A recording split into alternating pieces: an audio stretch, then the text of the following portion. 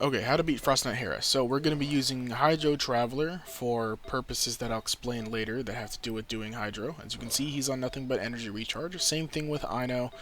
She serves the same purpose here, which is just to do Hydro.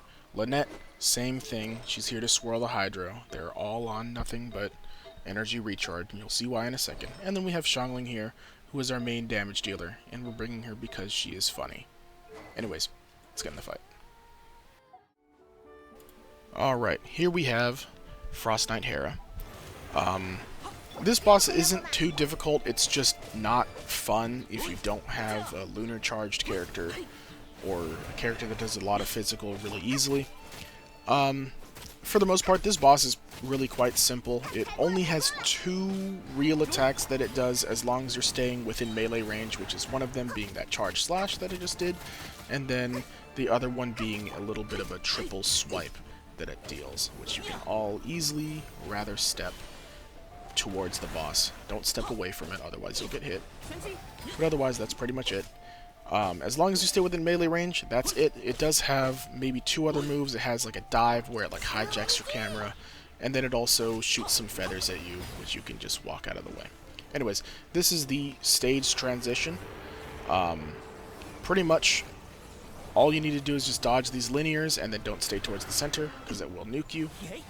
And then you want to pop all of your ultis. Here we're going to be popping a bunch of these Hydro ultis plus Lynette because of the fact that we want to deal 50 hits.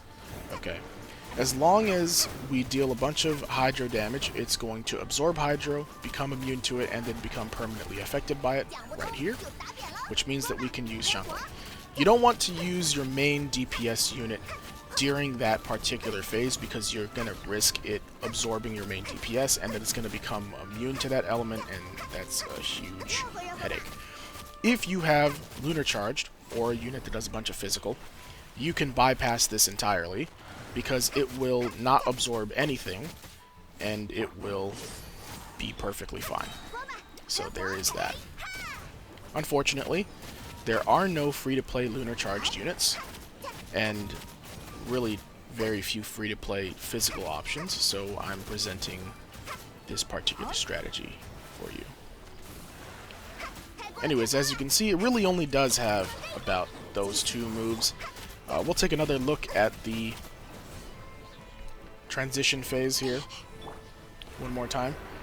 These linears, again, they're completely random. You just kind of have to dodge them. You either get lucky or you don't. It is what it is. We spam a bunch of ultis here. No big deal. And I'm going to show you what it looks like to swirl the wrong element. Okay. If you don't finish the phase in time, it's going to nuke you, so you do want to get your 50 hits in quite quickly. But as you can see, I've popped the Xiangling ulti, and now it is immune to Pyro because it took too much damage. Anyways, easy.